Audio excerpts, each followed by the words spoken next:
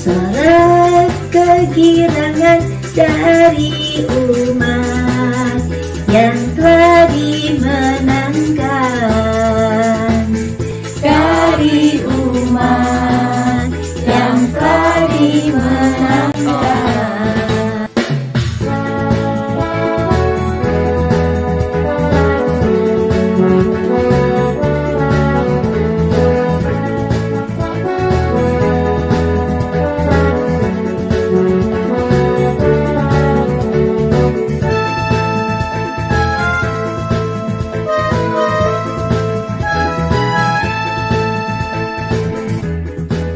Dengan gambus dan kecapi, mari kita puji Tuhan.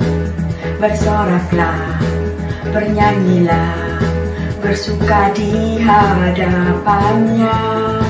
Serukanlah nama Tuhan, nama beri kemenangan. Kalau Tuhan di pihak kita, siapa lawan kita? Terdengar suara Tuhan dari Sion, terdengar suara kegirangan dari umat yang telah dimenangkan, dari umat yang telah dimenangkan. Terdengar suara Tuhan dari Sion, terdengar suara kegirangan dari umat yang telah dimenangkan, dari umat yang telah dimenangkan,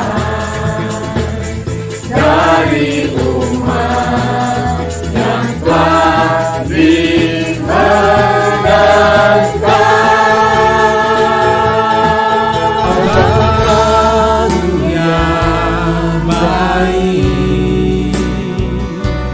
mengerti bahasa tetesan air mata, tak kau biarkan ku berjalan sendirian, serta Bapa-Ku yang baik, Engkau sungguh baik.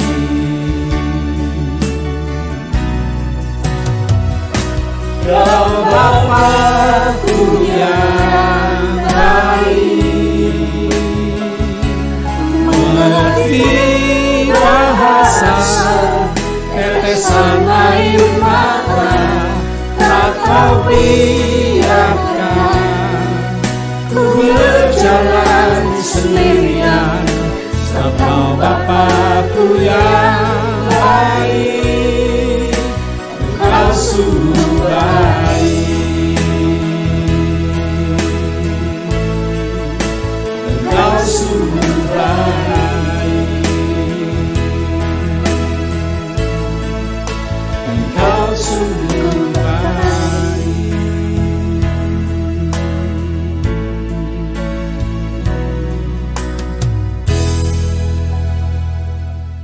O Lord my God, of triune God, Father, the Son, and Holy Ghost, my Redeemer, of triune God, Father, the Son, and Holy Ghost. He is the Christ, wonderful Counselor. He is the Christ, the Almighty God. He is the Christ, everlasting Father. He is the Christ and Prince of Peace.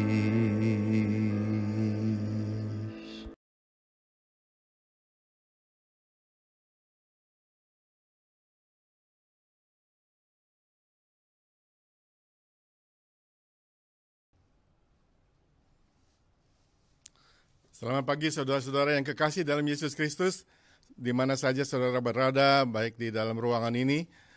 Kita akan datang kepada Tuhan pada pagi ini, dan kita akan membuka hati kita sehingga kita bisa menyembah Tuhan, kemudian kita akan mendengarkan firman Tuhan. Mari saudara kita berdoa dahulu. Terima kasih ya Tuhan, pada pagi ini kami sekali lagi diberi kesempatan untuk datang kepadamu ya Tuhan bersama-sama. Ya Tuhan, pada hari Minggu yang indah ini, biarlah kiranya kami bisa bersyukur kepada Tuhan, dan kami mau datang kepada Tuhan. Tuhan, terlebih dahulu, ampunilah segala dosa-dosa kami, supaya kami layak datang kepada Tuhan. Oh Tuhan, biarlah kami juga mau membuka hati kami, membuka mulut kami untuk menyembah-Mu ya Tuhan, karena Engkaulah yang patut kami sembah, dan Engkaulah yang mengasihi kami pada siang dan malam. Terima kasih ya Tuhan, biar kiranya firman Tuhan yang akan disampaikan akan menuntun hidup kami jauh lebih baik lagi. Terima kasih ya Tuhan, kami serahkan kebaktian ini dari awal hingga akhirnya hanya di dalam nama Bapa, Putra, dan Roh Kudus. Amin.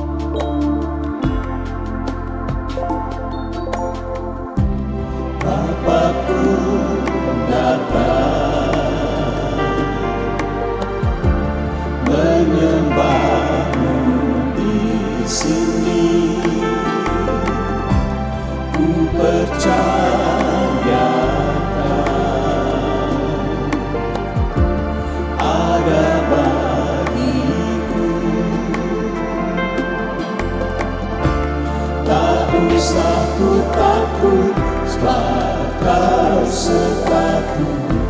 Tak usah ku bimbang, Kau di dalamku. Tak usah ku cemas, Kau penghiburku. Saat ku lemah, Kau kuatku. Tak usah ku takut, sebab Kau sertaku. Tak usah ku bimbang, Kau di dalamku. Tak usah ku cemas, Kau penghiburku. Saat ku lemah, Kau kuatku. Ku nyanyi haleluya, ku nyanyi haleluya.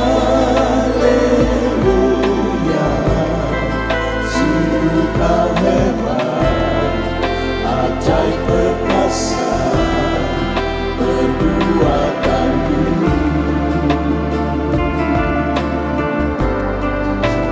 Ku nyanyi haleluya, ku nyanyi haleluya.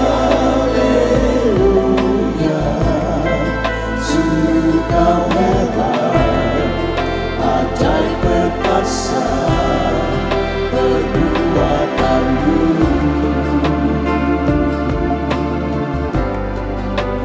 Ku nyanyi haleluya,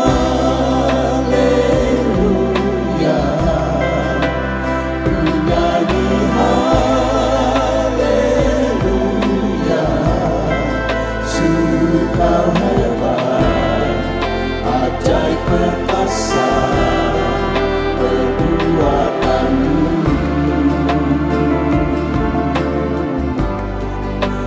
Ku nyanyi haleluya,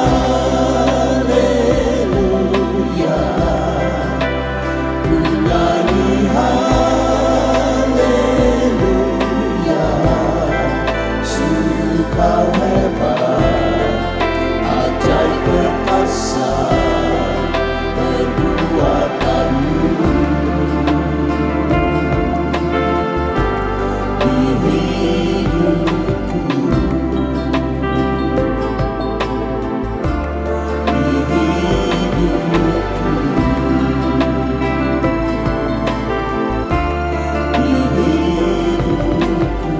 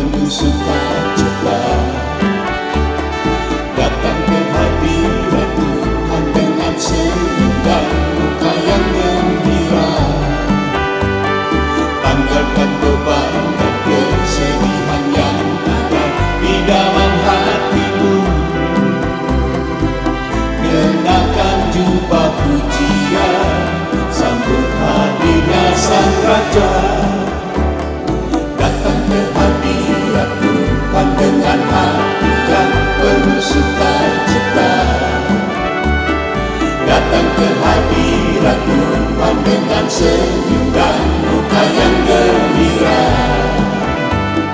Tanggalkan beban dan kesedihan yang ada di dalam hatimu. Kenakan jubah pujian, sambut hadirnya Sang Raja. Dan gunung-gunung pun bersorak-sorai memuji Dia. Dan pohon-pohon pun bertepuk tangan memuji Dia. Sekalian kita di sini berkumpul dan memuji Dia. Yesus Tuhan Raja Tiada yang bertata di atas pujian.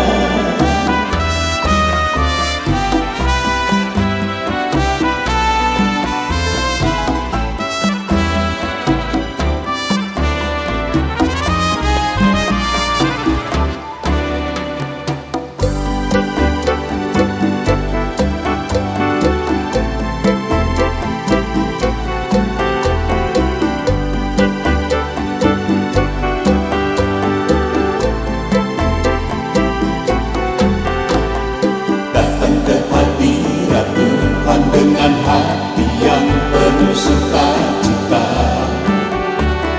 datang ke hadirat Tuhan dengan senyum dan muka yang gembira. Tanggalkan beban dan kesedihan yang ada di dalam hatimu.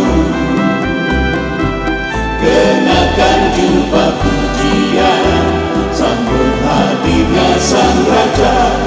Dan gunung-gunung pun bersorak-sorai memuji Dia. Dan pohon-pohon pun bertepuk tangan memuji Dia. Sekalian kita di sini berkumpul dan memuji Dia. Yesus Tuhan Raja Tiada yang bertata di atas pujian. Dan gunung-gunung pun bersorak-sorai memuji Dia.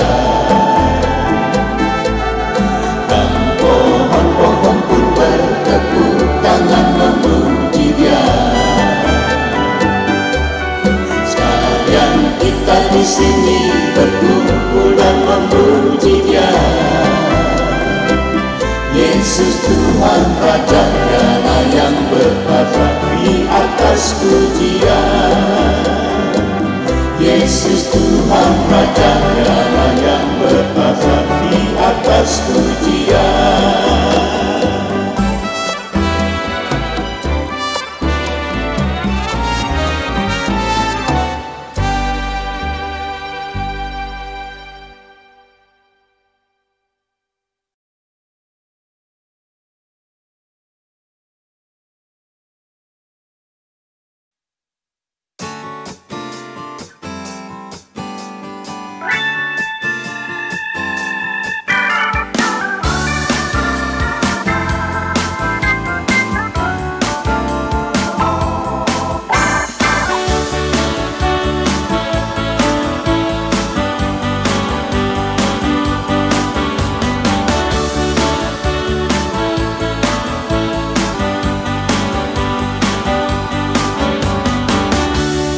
Hari ini, hari yang telah dijadikan Tuhan, mari kita bersuka.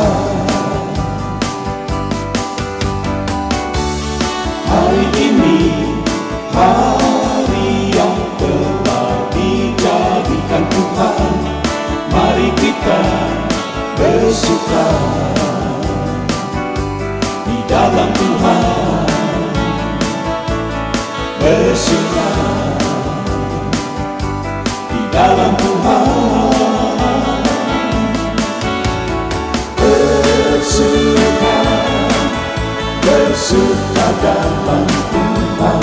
Mari bersuka, bersuka cita. Bersuka, bersuka dalam Tuhan.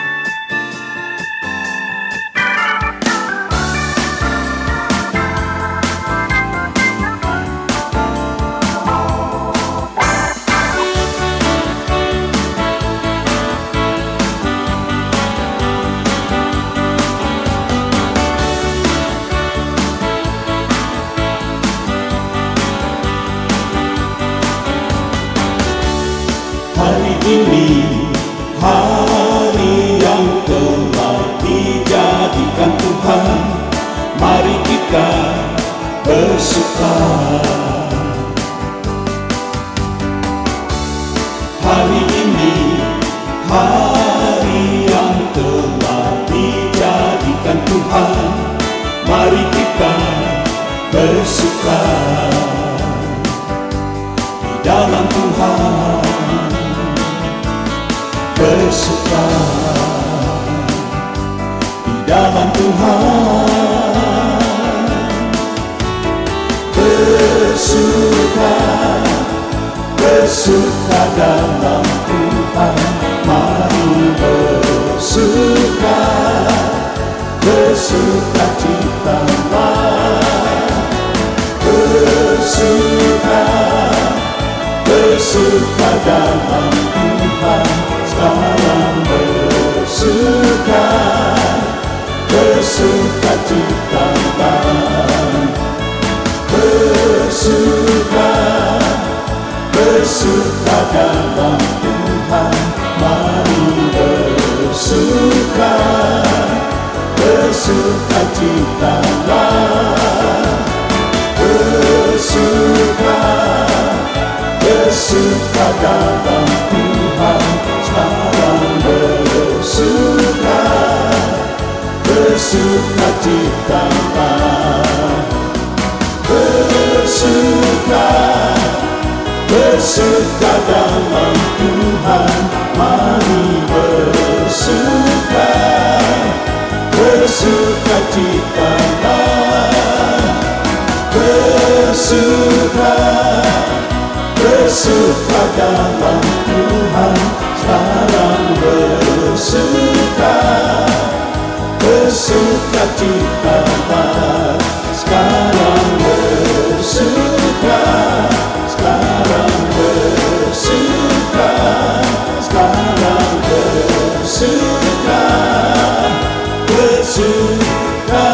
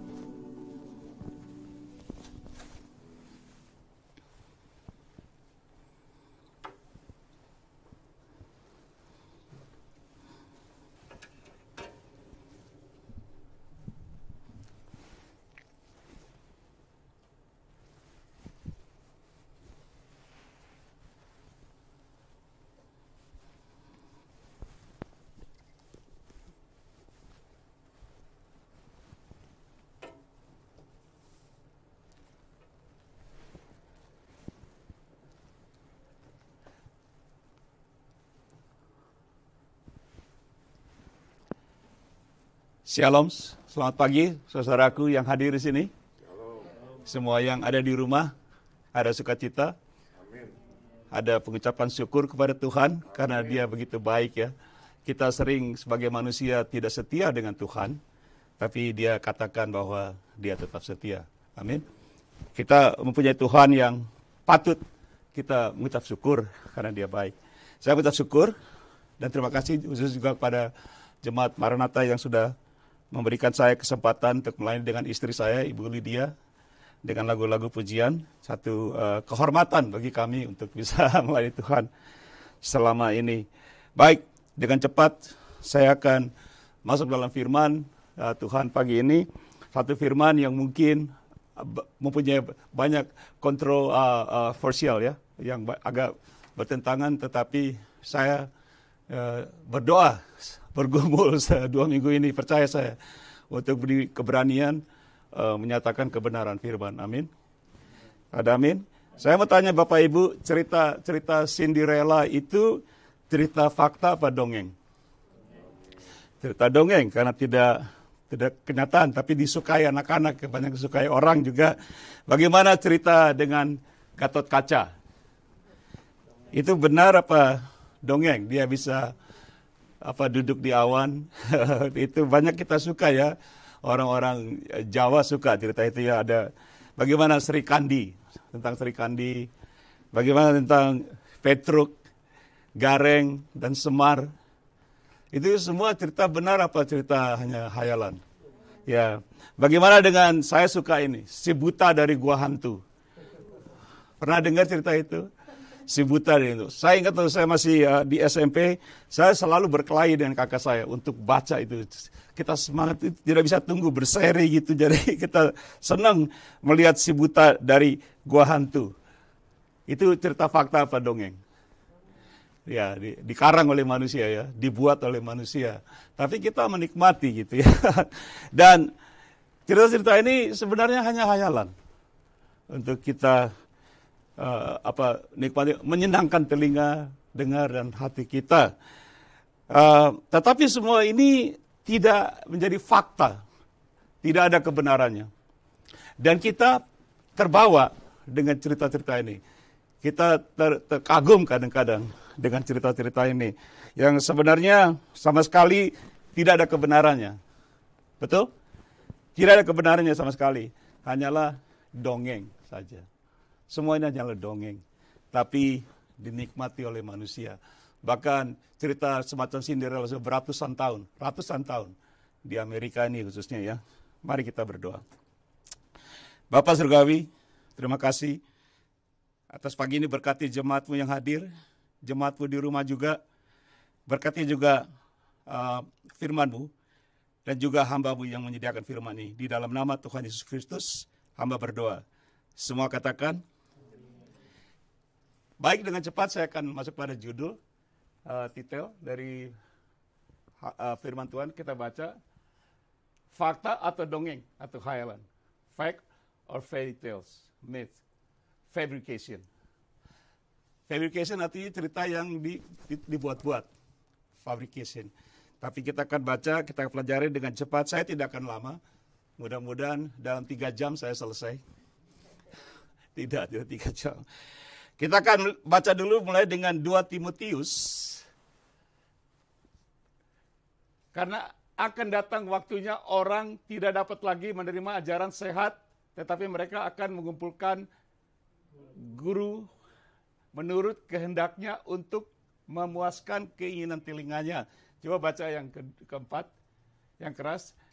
Mereka akan memalingkan telinganya dari kebenaran dan membukanya bagi dongeng. Dikatakan oleh Rasul Paulus kepada Timotius dan jemaatnya. Poin yang pertama, ini menjadi fabrication sebetulnya.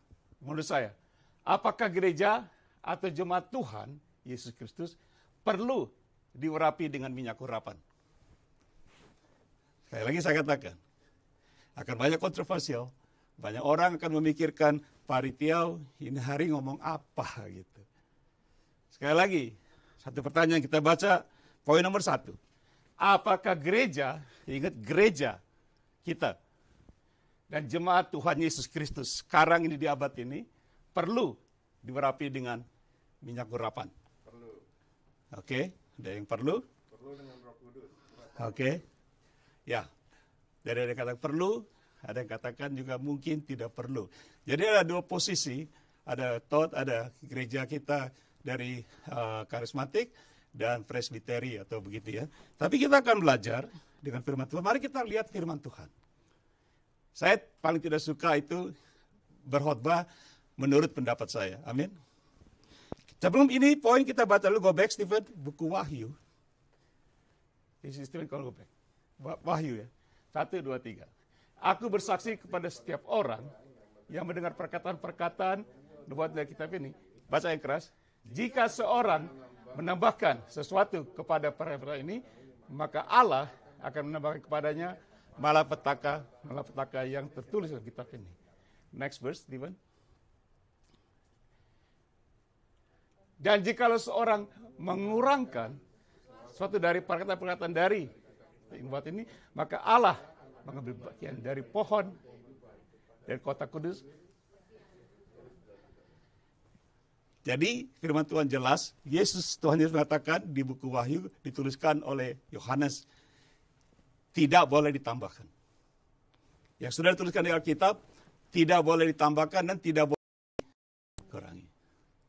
Kita akan kena malapetaka. Kita akan kena satu muhibah lah kalau saya boleh katakan. Kalau kita menambahkan fabrication ditambahkan atau dikurangin. Oke? Makanya kembali pada poin pertama, sekali lagi saya tanya. Apakah gereja atau jemaat Tuhan Yesus Kristus perlu diurapi dengan minyak urapan? Gereja sekarang ini, di masa ini. Coba kita lihat Kisah Para Rasul 2 ayat 1 sampai 4, yaitu gereja Tuhan Yesus dimulai dengan pencurahan Roh Kudus. Sekali lagi, gereja, yaitu kita, Maranatha, semua gereja, dimulai dengan pencurahan Roh Kudus, bukan minyak urapan. Oke, sekali lagi.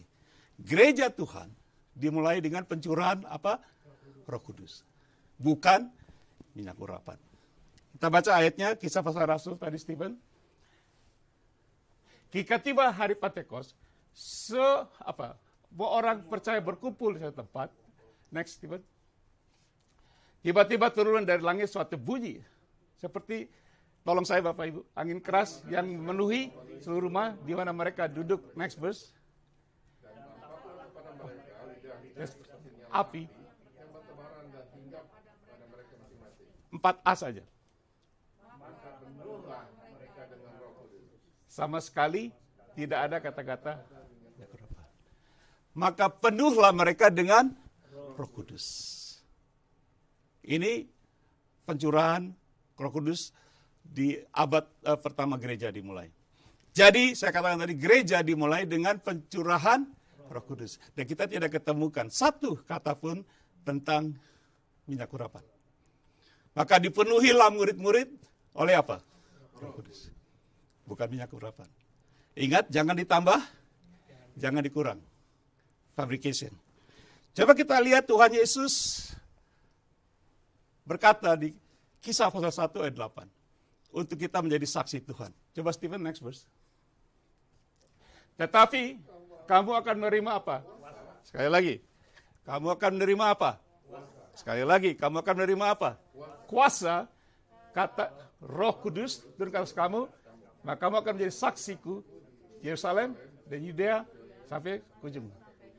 Sama sekali tidak ada kata-kata minyak urapan. Ini Tuhan Yesus yang berkata. Kamu akan menerima kuasa jikalau apa? Roh Kudus turun. Dia tidak katakan minyak urapan. Mungkin sampai sini Bapak-Bapak, Ibu-Ibu sudah mulai, wah Pak Ritio ngomong apa nih ya? Jangan fabrication. Jangan ditambah, jangan dikurang. Amin. Coba kita baca Efesus pasal 5 ayat 18. Rasul Paulus sekarang mengatakan apa? Tadi Tuhan Yesus, Rasul Paulus katakan apa? Baca, tolong saya 1, 2, 3. Dan janganlah kamu mabuk oleh anggur. Karena anggur menimbulkan hawa nafsu. Tapi hendaklah kamu penuh dengan Roh Kudus. Sama sekali tidak kata-kata minyak. Tuhan Yesus, Rasul Paulus mengatakan, jangan kita mempunyai hawa nafsu, hendaklah kita penuh dengan Roh Kudus. Ingat pencurahan Roh Kudus, murid-murid penuh dengan Roh Kudus. Dan Tuhan Yesus mengatakan, kalau Roh Kudus turun ke atas kamu, kamu menerima kuasa Roh Kudus. Paulus katakan, hendaklah kamu penuh dengan Roh Kudus.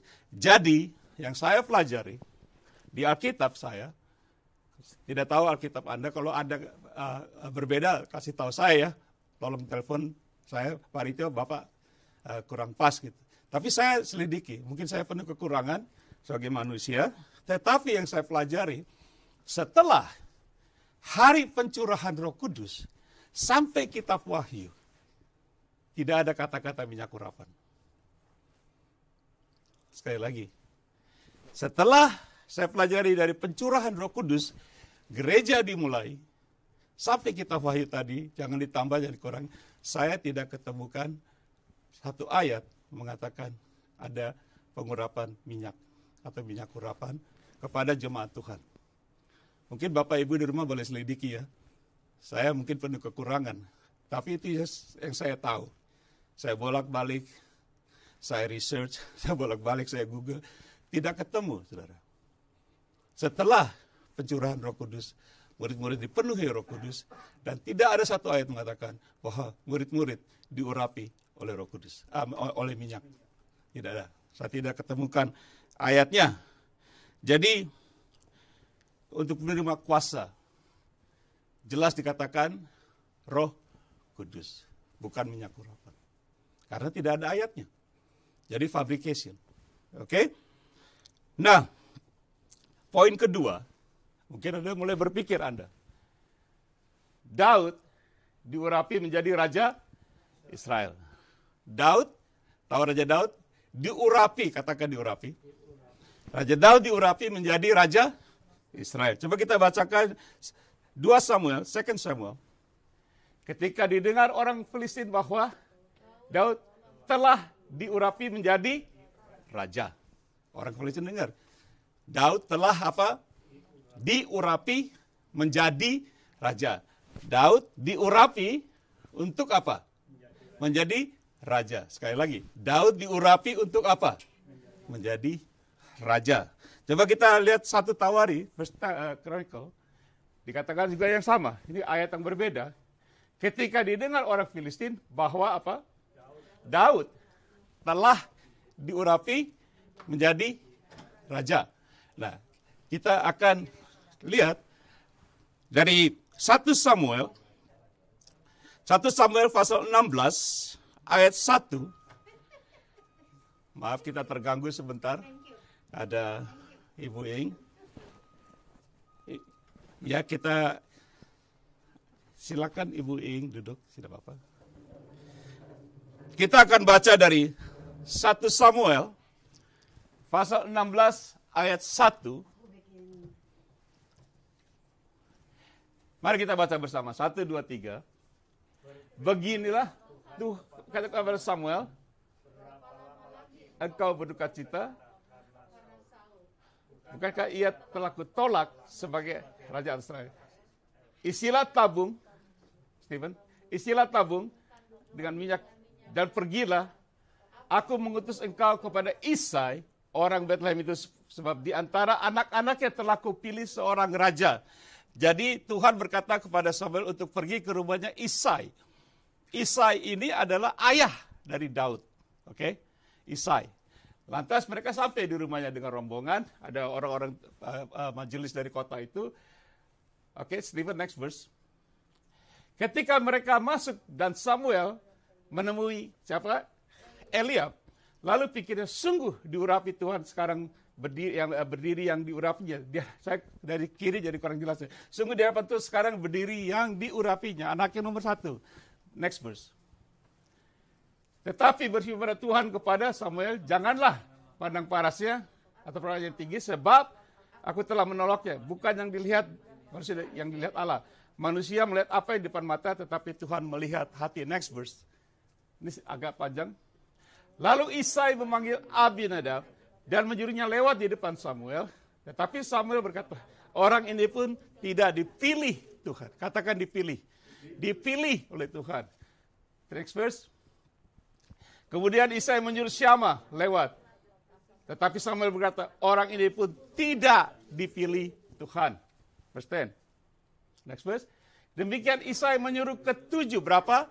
Ketujuh anaknya lewat di depan Samuel. Tapi Samuel berkata kepada Isai, semuanya tidak dipilih oleh Tuhan. Next verse. Jadi Samuel berkata kepada Isai, inikah anakmu semuanya? Jawabnya, masih tinggal yang bungsu, tetapi sedang mengembala kambing domba. Kata Samuel kepada Isai, suruhlah memanggil dia, sebab kita tidak akan duduk makan sebelum ia datang.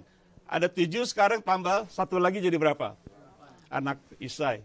Ini untuk dipilih oleh Tuhan menjadi raja. Oke, bisa baca. Dan ayat berapa, Steven? Next. Kemudian disuruhnya lah menjemput dia kemerahan, matanya indah, dia paras elok. Lalu Tuhan berfirman baginya, urapilah dia, sebab inilah dia. Yang siapa namanya? Sudah ayat, I think at this next verse. Ketika Samuel mengambil tabung tanduk yang berisi minyak itu dan mengurapi Daud di tengah-tengah saudara-saudaranya sejak hari itu. Dan seterusnya, baca yang berhati-hati. Berkuasalah Roh Tuhan atau Roh Kudus atas Daud. Jadi Bapak Ibu, saya pelajari cerita ini.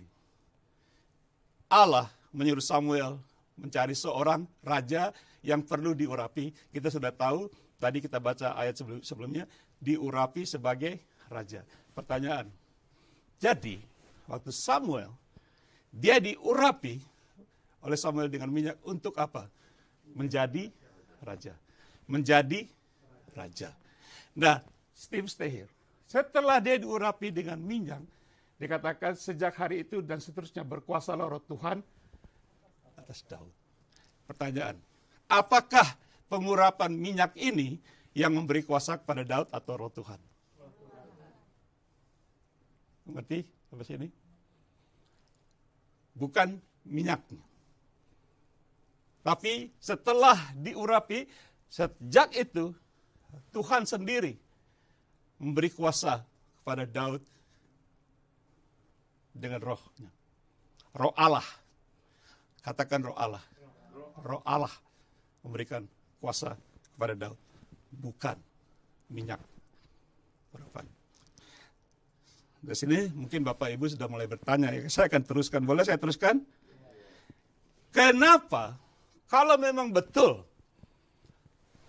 bahwa minyak urapan itu yang terjadi dengan Raja Daud sangat penting pada masa itu sebagai kekuasaan. Pertanyaan, kenapa Isai tidak diurapi dengan minyak? Kenapa ketujuh kakak-kakak Daud tidak diurapi dengan minyak? Kenapa tidak seisi rumah tangga mereka? Kan dikunjungi oleh Tuhan. Hamba Tuhan Samuel. Kenapa tidak seluruh isi rumah tangga mereka diurapi oleh minyak? Jikalau itu perlu. Jikalau memang urapan minyak itu penting kepada keluarga ini. Kenapa hanya satu orang yang dipilih, yaitu Raja Daud? Saya akan kasih contoh. Lukas 10 ayat 17-20. Kemudian ke-70 murid itu kembali dengan gembira dan berkata, Tuhan yang keras juga setan-setan takluk kepada kami demi namamu. Next verse. Lalu kata Yesus kepada mereka, aku melihat iblis jatuh seperti kilat dari langit. Next verse yang keras tolong saya. Sesungguhnya aku telah apa? Sesungguhnya, ini Tuhan Yesus berbicara. Sesungguhnya aku telah apa? Memberikan kuasa kepada kamu untuk menginjak ular dan kalajengking dan kuasa untuk menahan kekuatan musuh sehingga tidak ada yang akan membahayakan kamu. Tuan Ci, next verse. Harus demikian, janganlah bersuka cita. Roh itu takut padamu, tetapi bersuka karena namamu terdaftar di surga. Kembali, kalau kita mengatakan minyak urapan yang terjadi dengan Daud yang memberi kuasa kepada Daud, maka ayat ini Tuhan Yesus salah. Tuhan Yesus salah. Kenapa kesalahan Tuhan Yesus ini? Karena tidak ada satu kata murid-murid diurapi dengan minyak. Dapat tidak? Ada tidak? Ada tidak?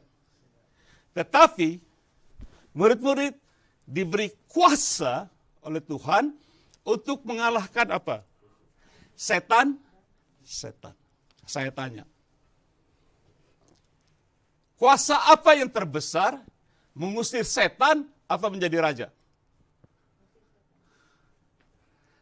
Sebagai orang Kristen, kalau kita punya kuasa untuk mengusir musuh kita yang pertama, setan-setan, saya berpikir kuasa untuk usir setan lebih besar, ya tidak? Daripada hanya sekedar menjadi raja. Tetapi, kenapa Tuhan Yesus pada saat ini, dia mengutus murid-muridnya 70, dia tidak ambil tabung minyak, diurapi 70 ini, muridnya dengan minyak. Ada tidak dibaca? Tidak ada. Berarti, kalau ada, itu fabrication. Itu apa? Fabrikasi. Yang tidak ada, dijadikan ada. Ingat, jangan ditambah, jangan dikurangkan. Siapa yang mengerti sampai saat ini, Bapak Ibu? Mengerti ya? Jadi, supaya jelas, saya tidak mau mengajar apa menurut pemikiran saya. Tetapi saya terganggu, Bapak Ibu. Karena apa saya terganggu? Karena Tuhan Yesus mengatakan di akhir zaman ini banyak penyesatan. Dan mereka memakai namaku. Mereka datang dengan nama Tuhan. Mereka datang dengan nama teologi yang setinggi langit. Dan mereka mengajarkan yang tidak ada di Alkitab. Fabrication. Saudara tahu pengikutnya berapa ratus juta? Ada amin? Saudara boleh telepon saya. Atau kita berdiskusi tentang ini. Tetapi saya pelajari yang tidak ada, jangan diada-adakan. Fabrikasi. Makanya saya melihat banyak kita gereja kena penuh dengan malapetaka. Amin. Betul tidak? Di akhir zaman ini gereja berbagi apa? Penuh dengan malapetaka. Kita susah. Ada COVID lah segalanya. Bukan Tuhan yang menutup gereja. Malapetaka yang menutup gereja. Ada amin? Karena banyak fabrication. Ditambah-tambahkan. Ada amin? Beri pujian buat Tuhan Yesus dong, firman-Nya benar. Jadi sekali lagi saya katakan, saya tanya Bapak Ibu berpikir, mengapa kalau urapan minyak begitu penting, tetapi Tuhan Yesus tidak memakainya. Tuhan Yesus tidak mengambil tabung minyak satu ember barangkali supaya 70 orang kan banyak. Apa dipercik semua di minyak ini semua. Baru kamu pergi. Tapi Tuhan Yesus katakan, aku memberikan apa? Kuasa. Saya percaya dan yakin pada saat itu juga setelah Raja Daud diurapi dengan minyak, Tuhan Yesus ada di situ yang memberikan kuasa Roh Kudusnya. Dan Tuhan Yesus ada. Tuhan Yesus yang memberi kuasa. Dia yang mengutus Roh Kudus. Sampai sini kalian mengerti? Jangan menciptakan dari tidak ada menjadi ada. Nah, itu untuk bagian kita golongan yang dari kita orang karismatik. Sekarang yang golongan kita yang Protestan lah gitu, Presbiteri. Boleh saya sampaikan poin ketiga, Stephen? Haruskah seorang bayi dibaptis percik untuk dinasranikan atau dikristenkan? Wah, sekarang beralih ini. Sekarang kita yang lain, itu kan pertanyaan kan. Haruskah seorang bayi, anak kecil, dibaptis percik untuk dinasranikan atau dikristenkan? Saya dulu ini orang GPIB asli. Saya kecil, saya dipercik, saya tahu. Ayah saya seorang hamba Tuhan. Di gereja kami dulu, di GPIB. Mungkin bapak-bapak ibu yang lain juga ya. Banyak denominasi lain. Saya tahu ini. Tetapi ada pertanyaan. Apakah itu Alkitabiah yang dituliskan oleh Alkitab di dalam Perjanjian Baru khususnya? Atau sama sekali tidak ada? Kalau tidak dituliskan oleh firman Tuhan atau Perjanjian Baru, jangan ditambahkan atau dikurangi. Nah, Bapak Ibu seperti biasa, saya hati-hati dengan ini. Saya bergumul dalam doa, Bapak.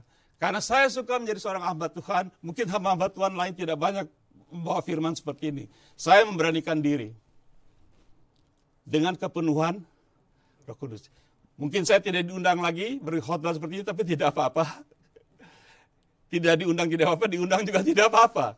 Karena saya mau menjadi hamba Tuhan. Saya tidak mau menjadi hamba manusia. Saya tidak mau menyenangkan hati manusia. Saya menyatakan kebenaran. Yang tidak ada, jangan dibuat ada. Makanya gereja semua pada akhir zaman kita kena malapetaka. Presbiteri akan kita pelajari, dan juga gereja karismatik. Karena malapetaka. Dan kenyataan. Kami dengar firman Tuhan kemarin, lagi ada Zoom meeting dengan Ark of Grace, kan ketemu hamba Tuhan mengatakan gereja di Amerika rusak. Diperkirakan tahun 2035 hampir 5% hanya orang Kristen di Amerika. Karena apa? Moral, malapetaka. Amin. Kita akan lihat, saya cuma ada waktu 15-20 menit lagi, boleh ya? Saya sudah berulang-ulang kali mengecek Alkitab khususnya Perjanjian Baru tentang seorang bayi yang harus dipercik dengan air untuk dinasranikan, menjadi seorang Nasrani. Saya tahu ini karena saya telah dikatakan saya gitu. Istilahnya anak ini dinasranikan. Dengan kata lain, menurut agama lain, Nasrani berarti dikristenkan, betul? Dinasranikan. Saya sudah cek semuanya dan saya tidak ketemukan satu ayat pun tentang hal ini. Dan saya tahu kita tidak boleh tambahkan. Yang tidak ada jadi ada berarti itu apa? Dongeng. Khayalan. Fabrication. Yang kita sudah pelajari. Nah, pertanyaan, apa kata Tuhan Yesus, sendiri Tuhan Yesus, tentang anak-anak kecil? Apa yang Tuhan Yesus katakan atau yang Tuhan Yesus lakukan, kalau saya boleh, terhadap anak-anak kecil yang dituliskan oleh Alkitab. Dan kita akan baca. Contoh sebelumnya. Kami punya anak 3 lahir di Amerika. Ya, Andrew, Timothy, sama Matthew. 3-tiganya lahir di Amerika sini. Saya tanya Bapak Ibu, jawab ya. Apa yang kita harus lakukan kepada ketiga anak kami ini untuk mereka menjadi warga negara Amerika? Mereka lahir di sini. Tidak ada yang harus kita lakukan. Berarti mereka apa? Otomatis kita tidak bisa berbuat apa-apa, betul? Betul tidak? Sekali lagi saya tanya. Anak kami 3 lahir di Amerika. Dari kecil, besar. Apa yang kita harus lakukan? Karena mereka lahir di sini, kita lakukan supaya mereka menjadi warga negara Amerika. Tidak ada. Betul? Karena itu sudah menjadi apa? Hak mereka. Langsung jadi warga negara Amerika. Kita pelajari ayat ini. Lukas 18 ayat 15 sampai 16. Saudara tolong saya baca ya. 1, 2, 3. Membawa anak-anaknya yang kecil supaya ia menjamah mereka. Lalu itu murid-muridnya mari orang itu. Next verse. Yang keras. Mereka kata, biarlah anak-anak itu datang kepadaku dan janganlah kamu menghalangi mereka yang lebih keras, sebab orang-orang yang seperti itulah yang, sekali lagi, sebab orang-orang yang seperti itulah yang punya kerajaan Allah. Anak-anak datang kepada Tuhan Yesus. Tercatat di Alkitab. Dan Tuhan Yesus sendiri ada dan dia berbicara. Jangan dihalangi anak-anak yang datang kepadaku, sebab anak-anak kecil seperti mereka lah yang apa? Empunya kerajaan Allah. Seperti cerita tadi anak kami. Kita tidak usah lakukan apapun untuk mereka jadi warga negara Amerika. Kalau Tuhan Yesus katakan, sebab anak-anak kecil ini yang empunya kerajaan Allah. Jadi pertanyaan, apa yang kita harus lakukan kepada anak-anak kecil ini termasuk bayi untuk mereka mempunyai kerajaan Allah?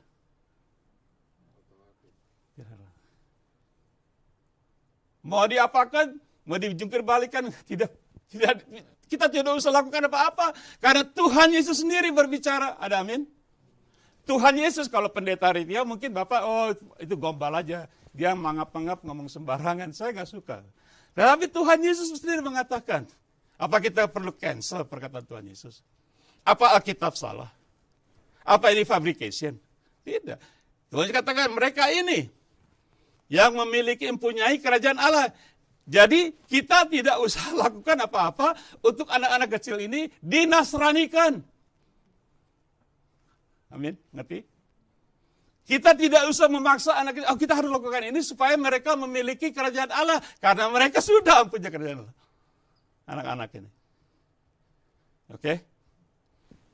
Masih belum puas ya. Nanti habis ini saya nggak ada waktu banyak, kita diskusi lah. Tapi saya akan jelaskan. Mungkin Bapak bertanya, kalian saudara, apa kalau gitu perlunya, apa itu artinya baptisan air? Apa makna dari baptisan air? Oke, kita lihat Matius 3, pasal 7, 8, dan 11. Yang keras dong, 1, 2, 3. Kayak waktu melihat banyak orang Farisi dan orang Saduki datang untuk dibaptis, berkata lihat kepada mereka, hai keturunan ular berbeda, siapakah yang mengatakan kepada kamu bahwa kamu dapat melarikan diri dari muka yang datang? Next verse yang keras ya, 1, 2, 3. Hasilkan buah yang sesuai dengan pertobatan. Ayat 11. Aku membaptis kamu dengan air sebagai apa? Tanda apa? Pertobatan. Tetapi ya, yang datang kepadaku lebih berkuasa daripada, dan aku tidak layak, oleh karena ia akan membaptis kamu dengan Roh Kudus. Dan kita sudah lihat tadi, gereja dilahirkan. Orang Farisi adalah orang-orang yang sedih sunat pada umur 8 hari. Sekali lagi, orang-orang Farisi Saduki, semua orang Israel, waktu ketika zaman Abraham, semua si rumah tangga disunat kecuali Ishak umur 13 tahun begitu ya. Sorry terbalik. Ismail 13 tahun, Ishak baru 8 hari. Disuruh oleh Tuhan. Dan cerita ini menjadi tradisi orang Israel bahwa anak yang umur 8 hari harus disunat. Nah, yang unik saya pelajari, kalau saya tidak ada waktu, menurut orang Israel, menurut orang Farisi bahkan, sunat adalah tanda keselamatan. Bukan hanya sunat, keselamatan. Ada argumentasi, kalau saudara bisa baca di Kisah pasal 15. Tetapi yang saya mau sampaikan ke sini, Yohanes Pembaptis mengatakan kepada orang-orang Farisi ini yang sudah disunat 8 hari, dan menjadi tradisi mengatakan ini keselamatan sunat, tetapi Yohanes katakan, kamu boleh masuk air, tapi kamu harus tunjukkan buah-buah dari apa? Pertobatan. Ingat saya sudah mengajar di sini banyak bahwa Israel pun perlu bertobat, betul? Nah, jadi pertobatan mendahului, sekali lagi, pertobatan mendahului apa? Baptisan air. Sekali lagi, pertobatan, itu kita mengaku dosa menerima Tuhan Yesus, mendahului baptisan air. Jangan dibalik. Jangan dibalik. Saya sering dalam pelayanan kami bertanya, kamu jadi Kristen bagaimana? Oh, saya sudah dibaptis. Berapa kali? 7 kali. Katanya selam 7 kali. Ada-adakan, fabrication. Tetapi saya katakan, baptisan adalah tanda apa? Pertobatan. Berarti kalau kita belum bertobat, sungguh-sungguh bertobat, lahir baru dan sebagainya, jangan dibaptis. Jadi saya ini waktu kecil dipetik sekali lagi di sini di danau, saya baru mengerti, saya sekolah Alkitab di sini. Baru university, baru saya ngerti. Saya telepon papa saya. Papa, saya kira papa saya mau marah nih. Kan dia yang ini saya, kata sistem saya lewat semua. Saya di CD umur 19, 24 tahun, saya baru bertobat.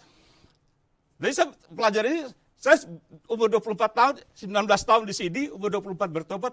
Jadi menurut ayat ini bertobat dulu kan. Jadi saya tulis surat dengan papa saya surprise. Papa saya bilang, kamu sudah dewasa. Kamu boleh ambil keputusan sendiri. Saya dibaptis di danau di sini.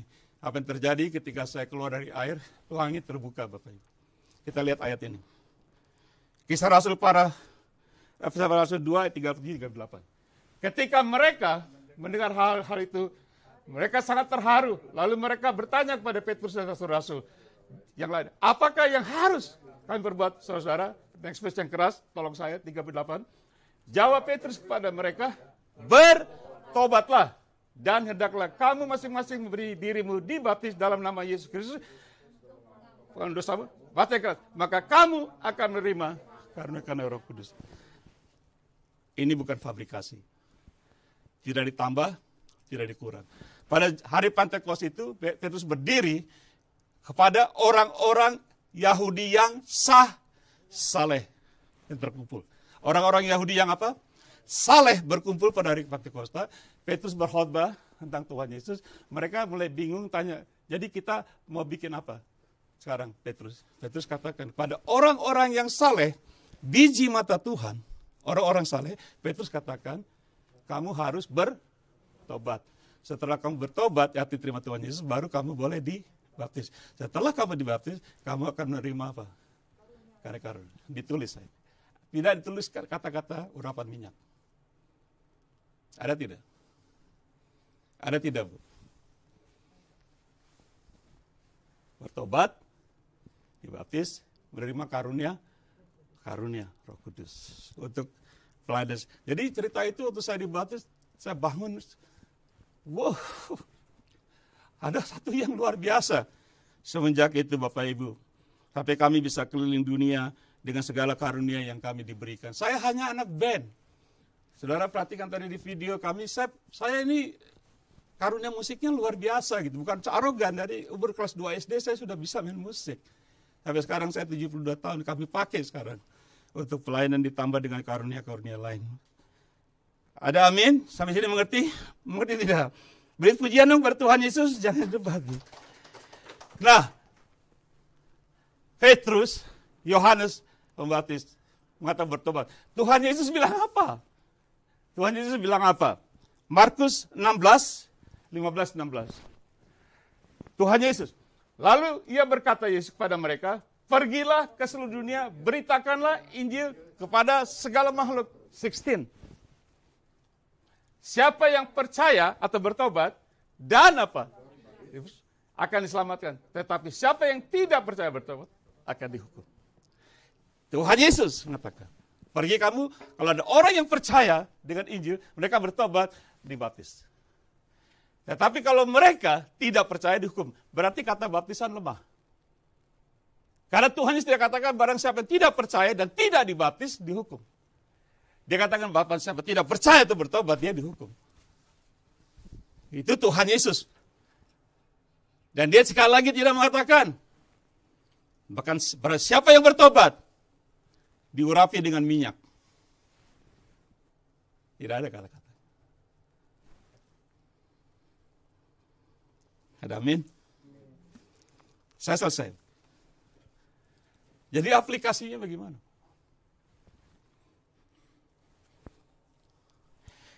Setiap pengajaran firman Tuhan, hamba-hamba Tuhan yang berkhotbah di belakang firman Tuhan, jikalau itu fabrication, tidak ada di Alkitab ayatnya, saudara akan kena malapetaka.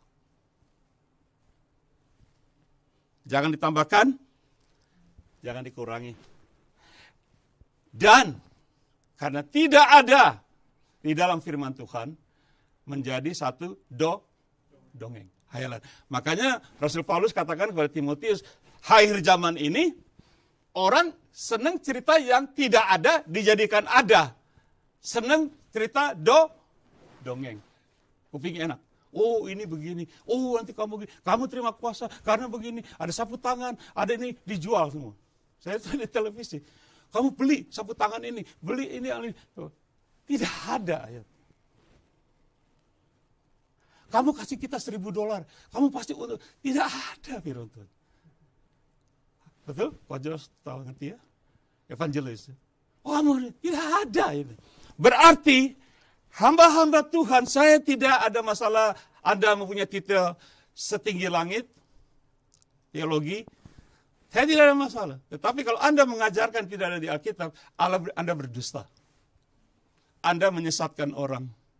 Anda menyatakan cerita satu dongeng, hayalan, yang orang suka di telinga, tapi tidak nyata.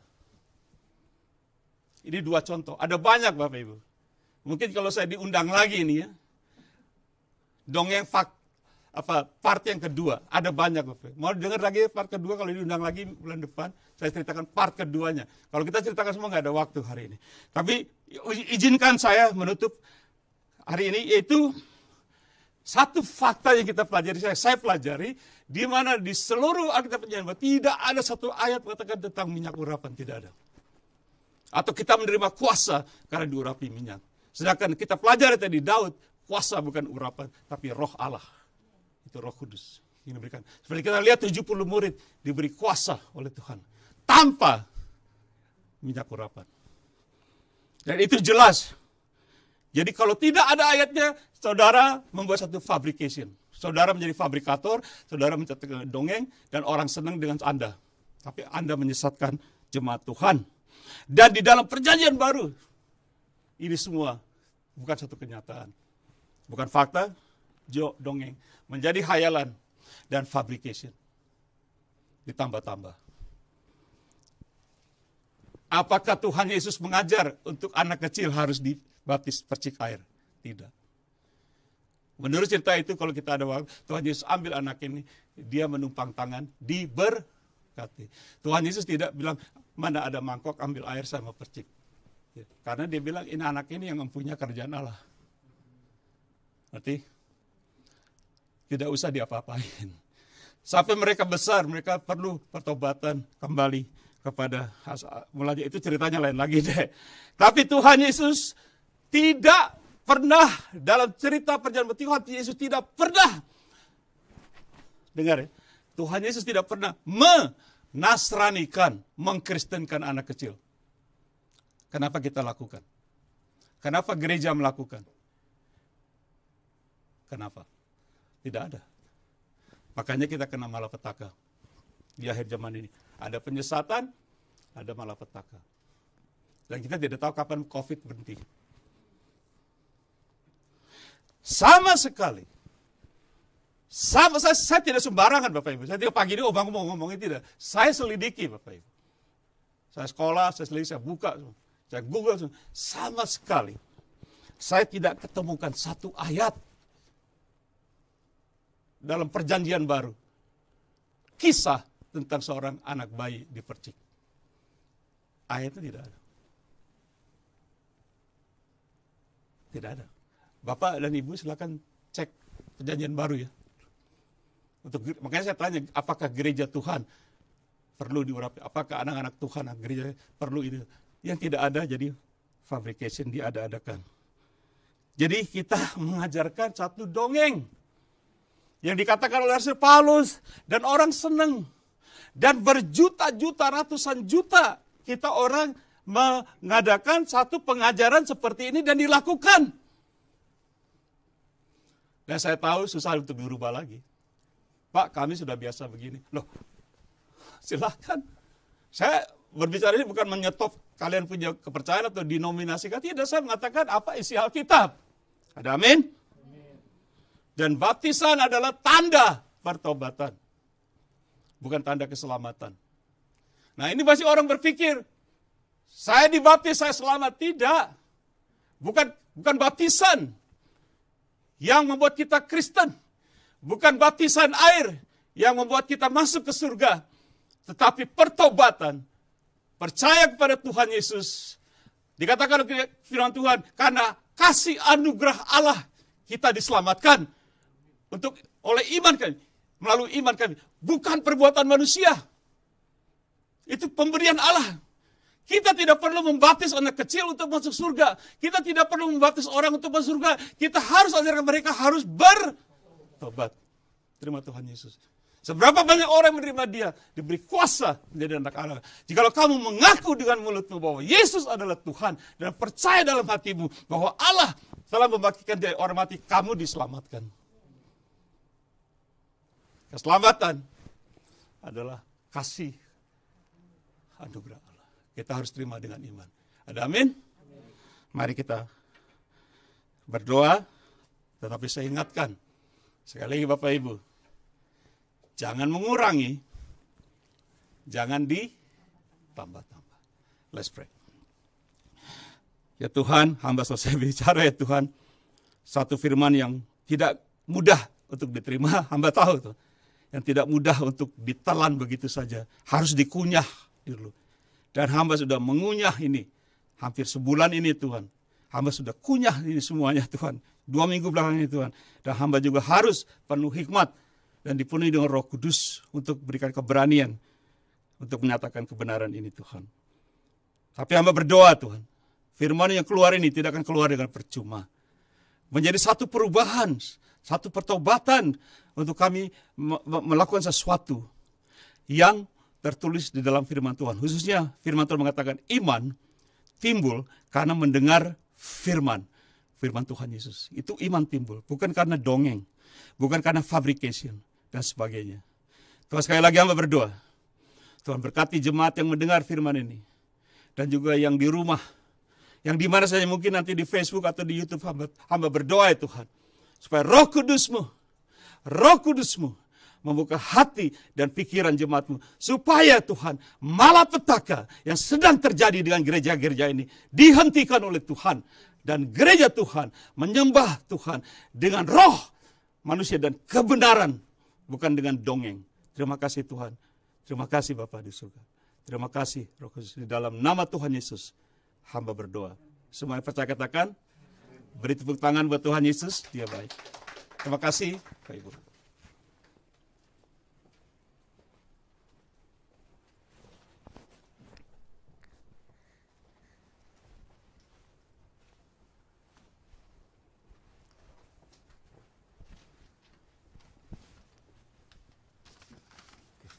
Terima kasih kepada Pastor Ritiau yang sudah memberitakan firman Tuhan.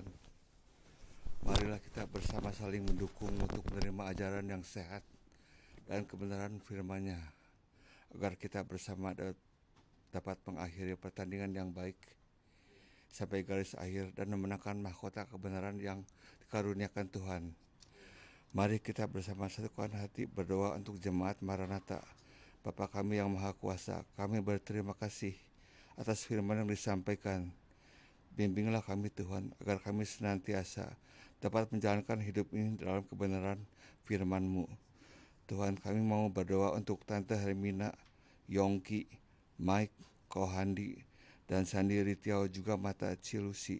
Tolong Engkau berikan kekuatan dan kesembuhan pada mereka satu persatu.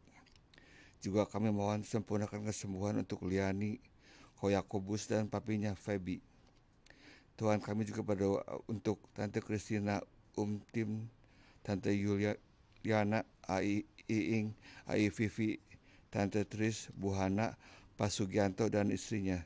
Tuhan, kuatkan imannya, berikan penghiburan daripada-Mu.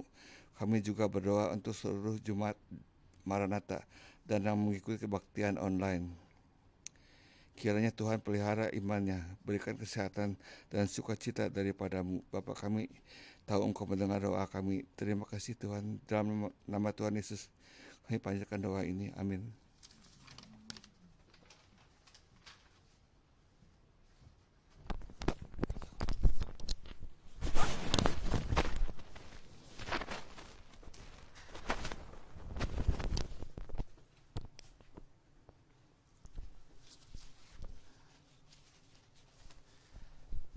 Terima kasih kok buat doanya, luar biasa, bagus. Saya percaya kalau kita doa orang-orang benar, diyakini hasilnya bisa untuk teman-teman yang sakit ya. Saya belakangan ini dipakai oleh Tuhan leher saya sakit, Bapak Ibu.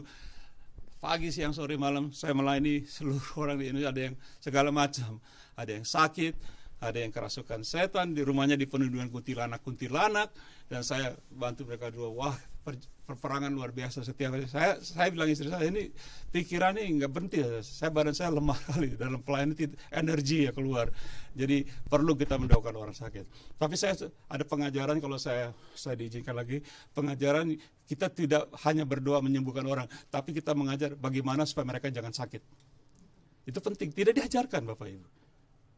Betul kita doakan, tapi bagaimana kita mengajarkan supaya orang-orang ini tidak kena muhibah. Satu contoh tadi kita lihat, ya tidak. Kenapa kita kena malapetaka? Kenapa rumah kita digerogotin sama setan-setan, roh-roh setan-setan? Dan saya percaya, saya mengajar juga kemarin itu luar biasa di Bali ini. Saya baru tahu bahwa ada sampai sekali saya bicara 9.000 orang, 11.000 orang yang view-nya, yang mulai ada yang komennya 1.600 di komen. Mereka tertarik gitu, karena yang benar. Saya akan khotbahkan mulai, saya janji sama Tuhan, saya akan belajar mencari research firman Tuhan, mengatakan bagaimana kita mencegah malapetaka. Amin. Karena saya yakin di surga tidak ada malapetaka. Di surga tidak ada sakit penyakit.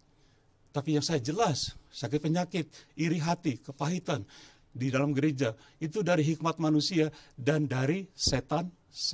Ada ayatnya. Dan kita akan berdoa, kita menyelesaikan ibadah ini, hanya tambahan. Oke? Semua saudara siap untuk menerima berkat dari Tuhan, mari kita berdiri. Dan kalau saya katakan berkat, saudara berpikir secara rohani ya, apalagi dari Tuhan. Karena apa, dari Tuhan itu semuanya sifatnya rohani, bukan rohana. Kalau saudara meminta yang rohana silakan, tapi untuk kemuliaan Tuhan. Mari kita tadakan tangan kita sekarang. Kiranya kasih Bapa kita di surga, kasih yang sangat luar biasa, yang sangat agape, tidak memandang bulu, kasih yang selama-lamanya, tidak ada hentinya, kasih yang sempurna, dan seluruh anugerah melalui Tuhan Yesus Kristus yang sudah memberikan dirinya untuk gerejanya, mati di kayu salib, memberikan nyawanya, yang menjadi Tuhan dan Juru Selamat kita, kekasih jiwa kita semua. Dan persekutuan, bahkan kuat kuasa di dalam Roh Kudusnya, menyertai kita dari saat ini sampai Maranatha, Tuhan Yesus datang yang kedua kalinya. Mungkin malam ini, di dalam nama Tuhan Yesus Kristus. Dan semuanya percaya katakan, God bless you. God bless you. Kita akan nyanyikan lagu terakhir ya. Semua tetap berdiri.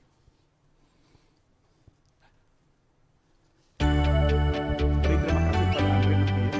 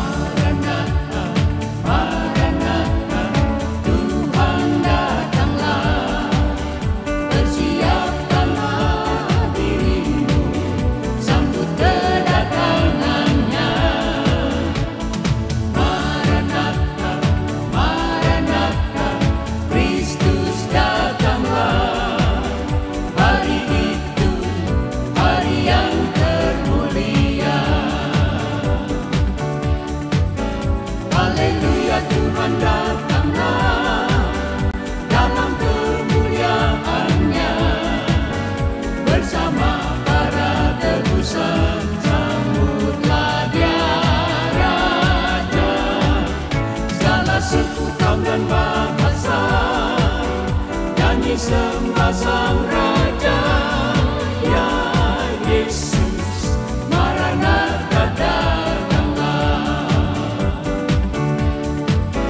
Haleluya, Tuhan datanglah dalam kemuliaan-Nya bersama para tebusan. Sambutlah Dia Raja, segala suku kaum dan bahasa nyanyi semua sang raja. Ya Yesus, Maranatha datanglah. Ya Yesus, Maranatha datanglah. Ya Yesus, Maranatha datanglah.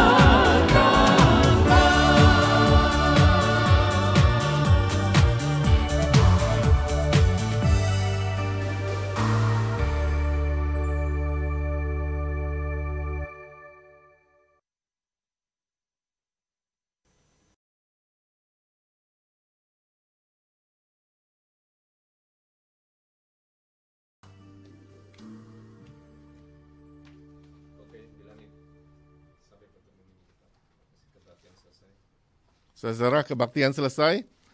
Sampai ketemu lagi pada minggu yang akan datang. Tuhan memberkati.